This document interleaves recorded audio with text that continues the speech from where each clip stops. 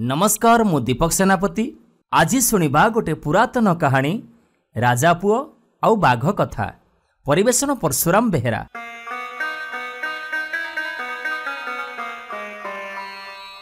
ये कहीं केते वर्ष पूर्वर कथा।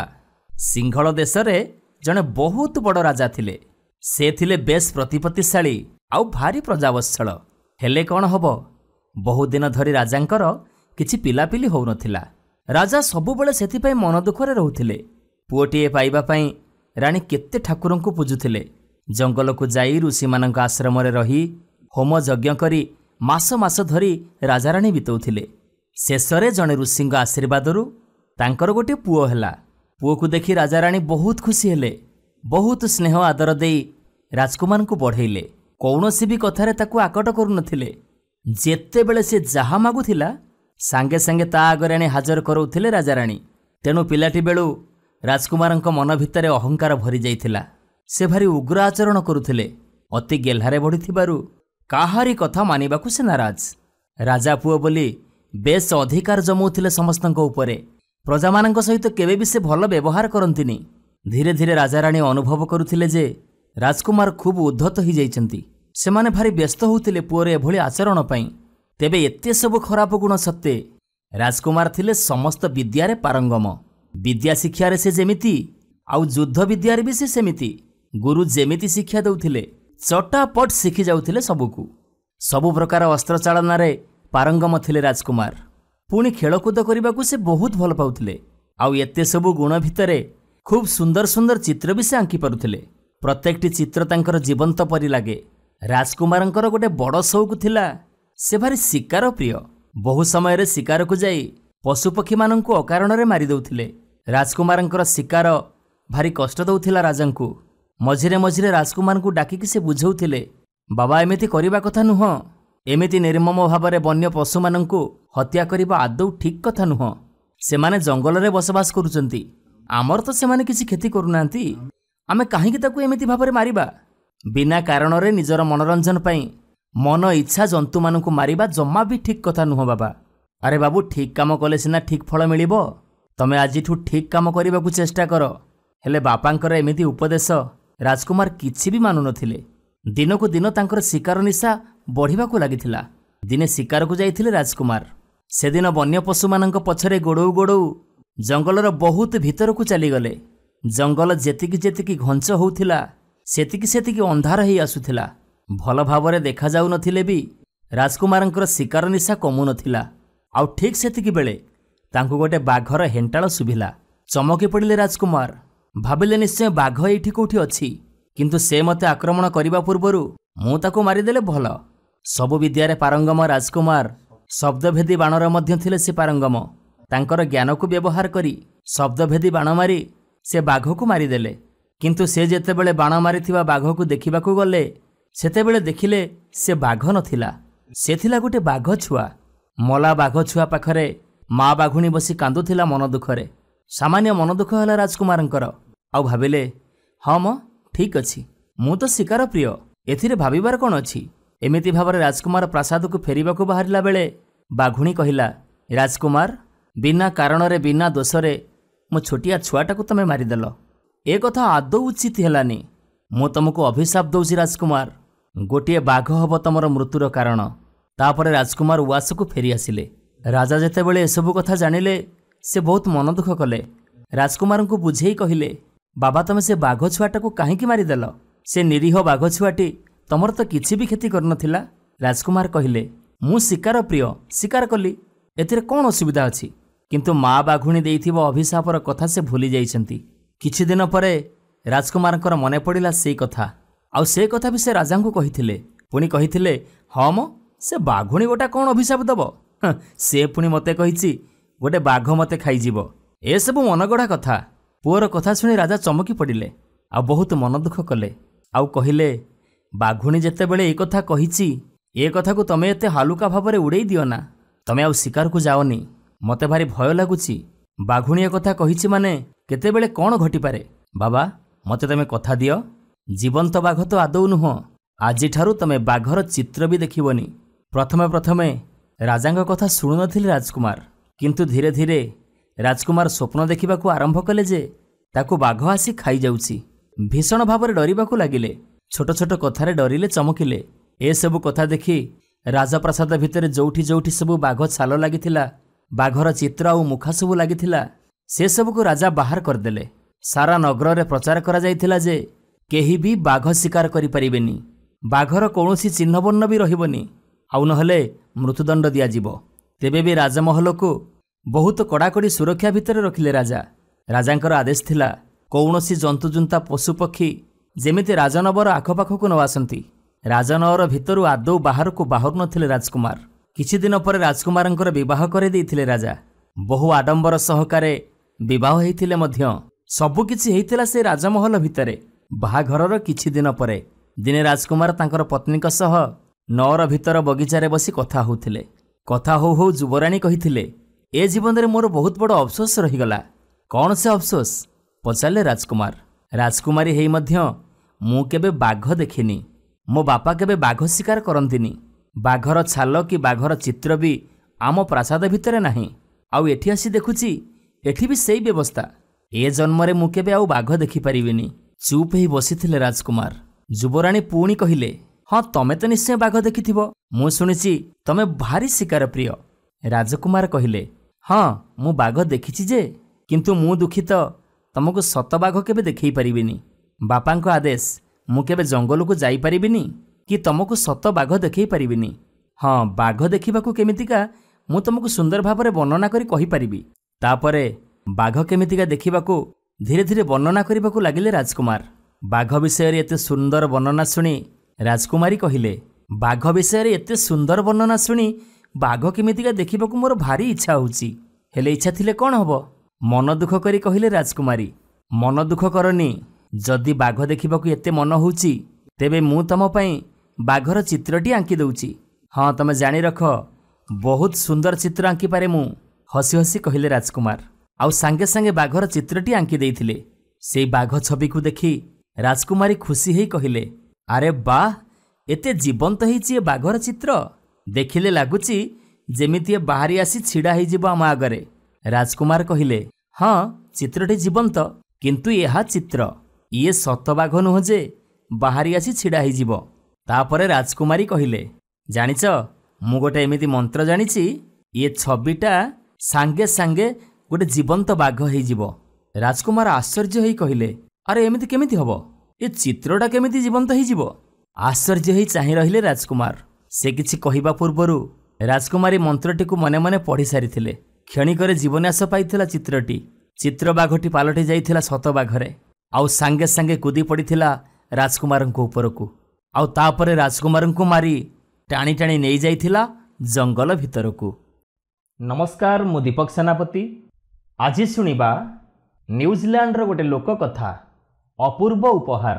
ପରିବେଷଣ ପରଶୁରାମ ବେହେରା।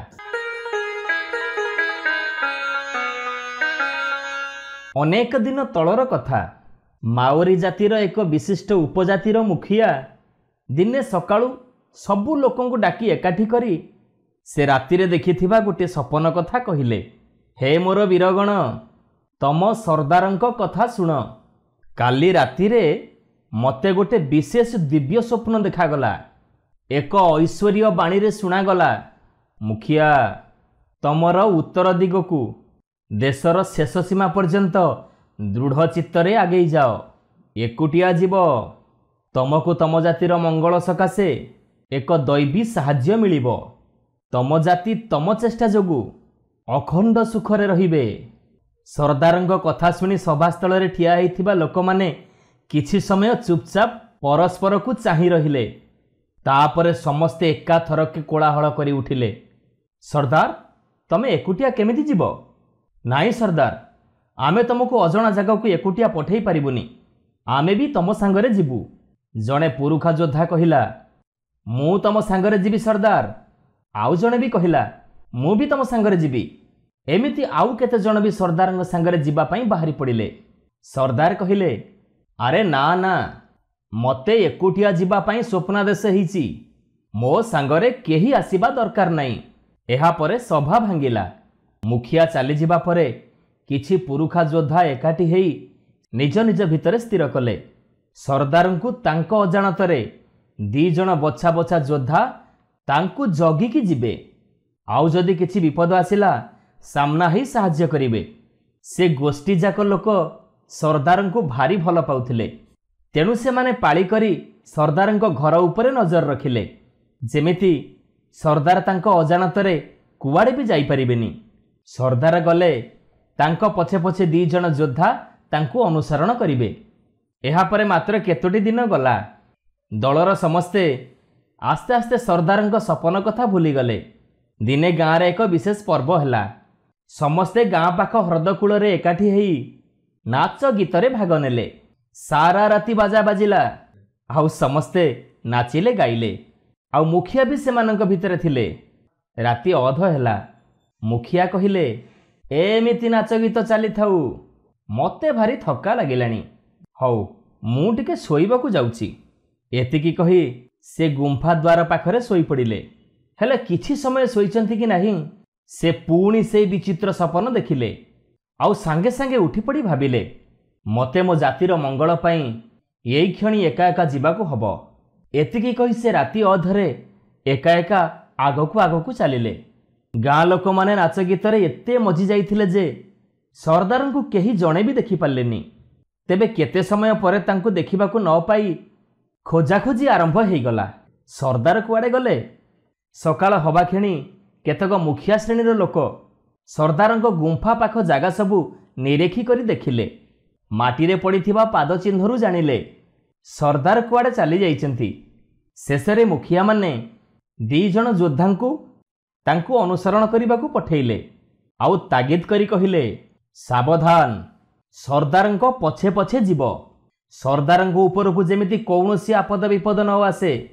ନିହାତି ଦରକାର ନହେଲେ ସରଦାରଙ୍କୁ କେବେ ବି ବିରକ୍ତ କରିବନି। ୟାପରେ ସେ ଯୋଦ୍ଧା 2 ଜଣ ସରଦାରଙ୍କ ସନ୍ଧାନରେ ବାହାରି ପଡ଼ିଲେ। ଅନେକ ଖୋଜା ଆଉ ଚେଷ୍ଟା ପରେ ସରଦାରଙ୍କ ପାଦ ଚିହ୍ନ ଗାଁ ଦୂର ଜମି ରାସ୍ତାରେ ଚିହ୍ନି ପାରିଲେ। ଆଉ ତାଙ୍କ ଯିବା ରାସ୍ତାର ପାଦ ଚିହ୍ନ ଦେଖି ତାଙ୍କୁ ଅନୁସରଣ କଲେ। ଅନେକ ସମୟ ପରେ ସେମାନେ ଦୂରରେ ସରଦାର ଯାଉଥିବାର ଦେଖିଲେ। ତାଙ୍କୁ ବିରକ୍ତ ନ କରିବା ପାଇଁ ସେମାନେ ଦୂରରୁ ତାଙ୍କ ନଜର ଆଢ଼ୁଆଳରେ ରହି ସରଦାରଙ୍କ ପଛେ ପଛେ ଚାଲିଲେ। ସରଦାର ଗୋଟେ ବଡ଼ ବଛା ଧରି ସ୍ଥିର ମନରେ ସପନରେ ହେଇଥିବା ଆଦେଶକୁ ମନେ ପକେଇ ସାରା ଦିନ ଆଗେଇ ଚାଲିଲେ। ଆସ୍ତେ ଆସ୍ତେ ସନ୍ଧ୍ୟା ହେଲା, କିନ୍ତୁ ସରଦାର ଚାଲିବା ବନ୍ଦ କରିନାହାନ୍ତି। ଧ୍ରୁବତାରାକୁ ଲକ୍ଷ୍ୟ ରଖି ସେ ନିଜ ଗନ୍ତବ୍ୟ ପଥରେ ଆଗେଇ ଚାଲିଲେ। ଏମିତି 7 ଦିନ 7 ରାତି ସରଦାର ଚାଲୁଥାନ୍ତି। କିନ୍ତୁ ସପନରେ ଦେଖିଥିବା ଦ୍ୱୀପର ଉତ୍ତର କୋଣ ଅବା ଜାତି ପାଇଁ ଯେଉଁ ବିଶେଷ ବରଦାନ ପାଇବା କଥା, ୟାର କୌଣସି ଚିହ୍ନବର୍ଣ୍ଣ ଦେଖାଗଲାନି। ସରଦାର ନିରାଶ ହେଇ ପଡ଼ୁଥାନ୍ତି। ଫଳ ଫୁଲ ପଶୁପକ୍ଷୀ ଭରା ଜଙ୍ଗଲ ଏସବୁ ପଛରେ ରହିଗଲା। ଆଗକୁ ଖାଲି ଲମ୍ବା ନଈପଠା, ବାଲି ଆଉ ଘାସ ବୁଦା। ସାଙ୍ଗସାଥୀ କେହି ନାହିଁ। ଖାଇବାକୁ ଅତି କମ୍ ଫଳମୂଳ। ତଥାପି ସରଦାର ଜାତିର ମଙ୍ଗଳ ପାଇଁ ଦୃଢ଼ ମନରେ ଆଗକୁ ଆଗେଇ ଚାଲିଥାନ୍ତି। ଶେଷରେ ରାତି ଆସିଲା। ସେ ରାତିରେ ତାରା ସବୁ ଧଳାପୁଲ ବଗିଚା ସାରା ଫୁଟିବା ଭଳି ଆକାଶଯାକ ବିଛାଡ଼ି ହେଇ ରାତିକୁ ଉଜ୍ଜ୍ୱଳ କରିଦେଲେ। ଦୂରରୁ ସମୁଦ୍ରର ଅସ୍ପଷ୍ଟ ଗର୍ଜନ ଶୁଣାଗଲା। ସରଦାର ଜାଣିପାରିଲେ ସେ ତାଙ୍କ ଦେଶର ଉତ୍ତରତମ ସୀମାରେ ପହଞ୍ଚିବା ଉପରେ ହେଲେଣି। ଗୋଟିଏ ଉଚ୍ଚ ବାଲି ପାହାଡ଼ ଚଢ଼ି ସେ ଯେତେବେଳେ ଉପରେ ପହଞ୍ଚିଗଲେ, ସରଦାରଙ୍କ ମନ ଆନନ୍ଦରେ ଭରିଗଲା। ତଳକୁ ବିସ୍ତୃତ ସମୁଦ୍ରର ବେଳାଭୂମି, ଧଳା ଧଳା ବାଲି, ନୀଳ ପାଣି, ଧଳା ଫେଣ ଢେଉ। ସପନରେ ଦେଖିଥିବା ଜାଗାର ଅବିକଳ ନକଲ। କିନ୍ତୁ ସପନରେ ଦେଖିଥିବା ବାକି କଥାର ତ କିଛି ଚିହ୍ନବର୍ଣ୍ଣ ନାହିଁ। ଚାରିଆଡ଼େ ରୂପାଥାଳି ପରି ଜହ୍ନର କିରଣ ବିଛାଡ଼ି ହେଇ ସାରା ସମୁଦ୍ରକୂଳ ବେଳାଭୂମି ଶାନ୍ତ କମନୀୟ ଦେଖାଯାଉଥାଏ। କେହି କୋଉଠି ଦେଖାଯାଉନାହାନ୍ତି। ସରଦାର ଅଧୀର ନ ହେଇ ଅପେକ୍ଷା କରିବାକୁ ସ୍ଥିର କଲେ। ବାଲିଚଢ଼ା ଉପରେ ଘାସ ବୁଦା ଗହଳରେ ମୁଣ୍ଡ ତଳେ ହାତ ରଖି ବିଶ୍ରାମ ତଥା ଅପେକ୍ଷା କରୁ କରୁ କେତେବେଳେ ଯେ ତାଙ୍କୁ ନିଦ ଲାଗିଗଲା ସେ ଜାଣିପାରିଲେନି। କିନ୍ତୁ କେତେ ସମୟ ପରେ ତାଙ୍କ କାନରେ ମଧୁର ଗୀତ ଓ ବାଦ୍ୟର ଲହର ପଡ଼ିଲା। ଏତେ ମିଠା ଗୀତର ସ୍ୱର ସେ ଆଗରୁ କେବେ ଶୁଣିନଥିଲେ। ନିଦରୁ ଉଠି ପଡ଼ିଲା ପରେ ସେ ମଧ୍ୟ ତାଙ୍କୁ ସପନରେ ଦେଖିବା ଭଳି ଲାଗିଲା। ସେ ଆକାଶକୁ ଚାହିଁଲେ। ଜହ୍ନ ରାତି ଆଉ ସୁନ୍ଦର ତାରାଭରା ଆକାଶ, ସେହିପରି ମଧୁର ସୁନ୍ଦର ଗୀତ ଆଉ ବାଦ୍ୟର ଝଙ୍କାର ତାଙ୍କ କାନରେ ଆଉଥରେ ଆସି ଶୁଭିଲା।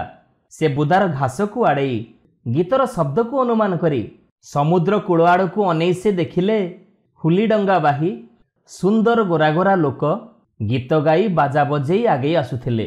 सेमाने बेसी उच्चा नथिले किंतु देखिबाकू बहुत सुंदर दिसुथिले। सेमाने कूलरे पहुंचीबा क्षणी डंगारू डेई पड़ी बाली उपरकू आसिले आउ आनंदरे एणे तेणे दौड़ीबाकू लागिले। सरदार परिमानंक विषय रे पिलादिने कहानी शुणिथिले। से मने कले जे सेई परिमाने एबे आसीगले। तेबे से सेमती चुपचाप छपी रहिले। भाबिले हठात जदि बाहरी पड़िबी जणे मनीष को देखिले परिमाने विरक्त हेई बा भय पाई पळै जाई पारंती। सरदार निजे लुचिथिबा जागारो से लोकमानंकर कार्यकलाप देखिबाकू लागिले।